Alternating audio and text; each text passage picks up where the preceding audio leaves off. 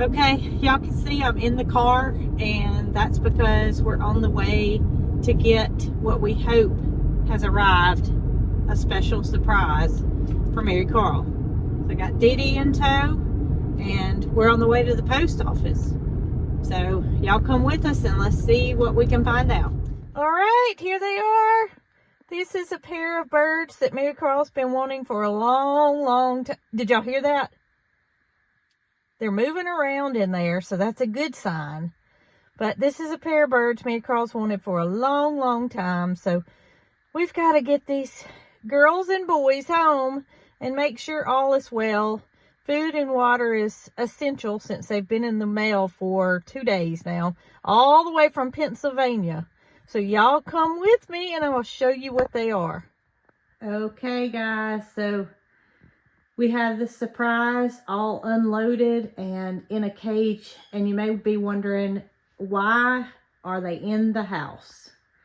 Well, they were shipped from Pennsylvania, and the box that I showed you guys was what they were shipped in. So that being said, they were without food and water for 2 days, which is okay for a bird, but they do need to be rehydrated fairly quickly, and you need to monitor their health after they arrive. So Marycarl has the cage set up in her room where she can monitor the birds, make sure they're eating and drinking for at least a few days before we put them into the aviary that will be their permanent residence. But y'all, these are beautiful. They're called pink neck green pigeons, and it's a pair. It's a breeding pair. They're about 18 months old. I don't want to get too close because I don't want to scare them. They were hand raised. They are fairly tame, but we want them to get used to us before we make any changes that would lead them to believe that we're not gonna take good care of them. This is the male that's on the right. You can see he's kind of got well, they're called pink neck green pigeons. You can see his pink neck. The female is on the left. She is much less colorful, but she's still beautiful. And these are a pigeon. It's a frutivore. Frutivore. How do you spell it? Frugivore. Frugivore. I thought it was frutivore, but frugivore, meaning they eat fruit. So their diet consists of a pellet that has been manufactured by fruit, giving them all the nutritional needs that they desire. But we are supplementing with fresh fruit. Marycarl has freeze-dried some sweet potatoes so she can have those on hand at all times, and also some figs. She's offered them blueberries, and everything that they've been offered so far, they fell in love with. So, yeah, I'll video this once we release them into the new aviary, but that's not going to be in this video. So I'm going to go outside and I'm going to show you guys what I've been working on with the expansion of the existing aviary. Now, the expansion is not for these birds, but I'll show you more. Well, now you've seen. That's Jessie. She wants to talk instead of me. Okay, she's good. Now you've seen the new surprise, which was Marycarl's, I can't even remember what they're called, pink neck green pigeons. She did not want to be on camera, which I hate that because she does such a good job at talking about birds, whereas I really don't know anything. I just know what she tells me, and it's a lot.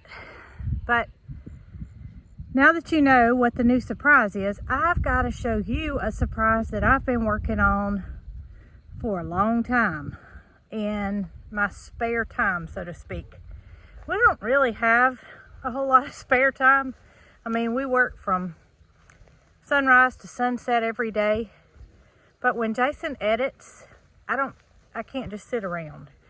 So this has kind of been, Marycarl and I have had this project going on for a while, and I'm about to show you what it is.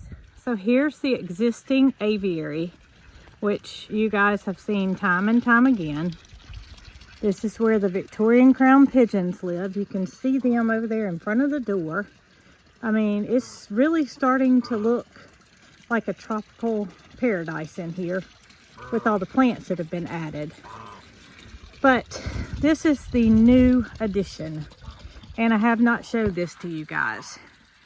So it's 10 foot by 32 foot added on to the existing aviary, and it is separated right here. So the Victorian crown pigeons, the new birds that you just saw, and the Australian crested doves and a pair of ringnecks will live in the neighboring aviary.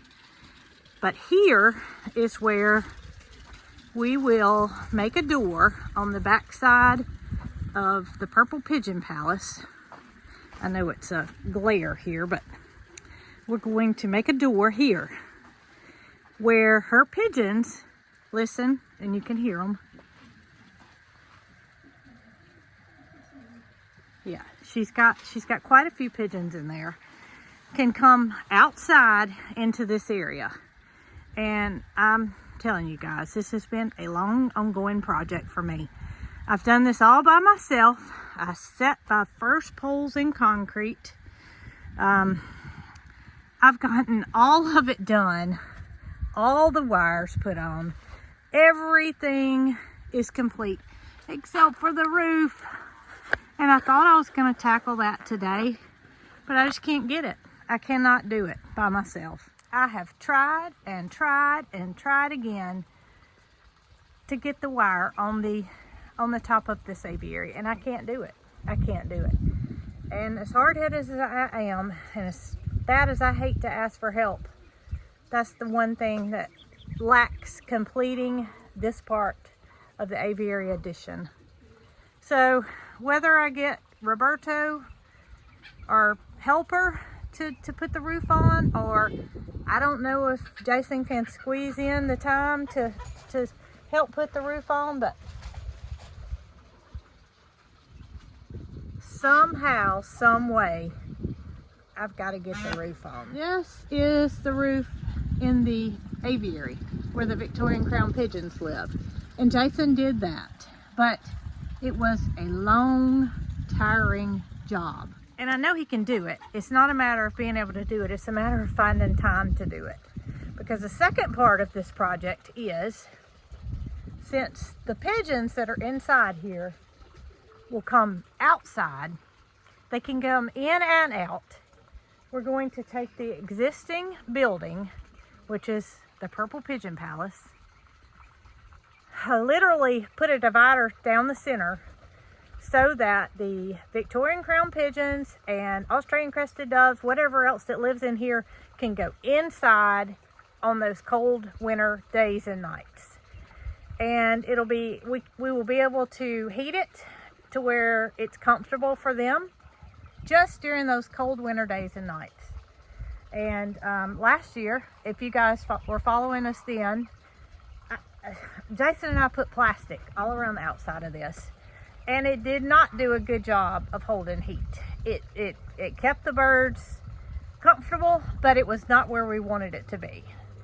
So that's why I've been in such a hurry to get this part completed so we can get the inside complete. And that's next. Next video, we will show releasing the new pink neck green pigeons. If you don't know what those are, since Marycarl won't talk about it, Google it, pink neck green pigeons. There's a lot of pictures that are oversaturated that make them more colorful than they really are in person. But they are beautiful birds, and I'm happy that they're here with us, because it's going to be fun watching them hopefully reproduce in the future. Get these birds inside for the winter. They won't have to stay. I mean, we're in Alabama, so we don't have a whole lot of nights where the temperatures consistently stay below freezing. So we're just looking at, you know, a couple of handfuls of nights that they need to be in there, and that won't be a problem.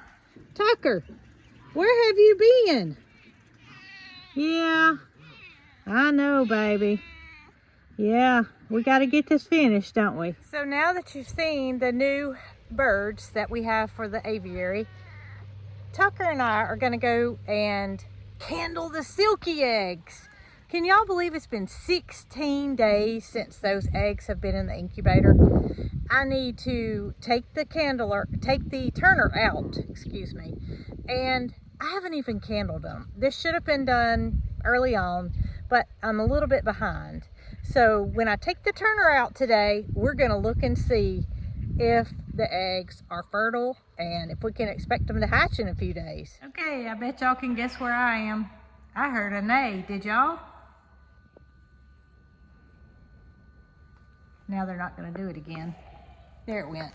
I got little Sylvester here with me, and I am going to turn the lights off so we can see inside these eggs. I see Biscuit coming up behind me. Where's Bramble? We might have some music going on in the... Jesse's gonna sing. I got all 3 cats here now. All right, so lights out, and we're gonna take the turner out of the incubator and candle the eggs. What do y'all think? The great thing about this Brincia, I think I'm saying that right, egg candler is it's hands-free. So I can set my egg on there and you guys will get to see the contents inside. So we're gonna take this one first. Oh yeah, look at there. Well, it looks like it began to form.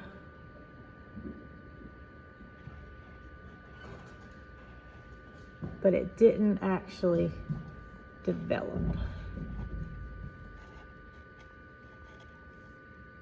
All right, on to number 2. We're gonna set that one aside. We gotta have at least one.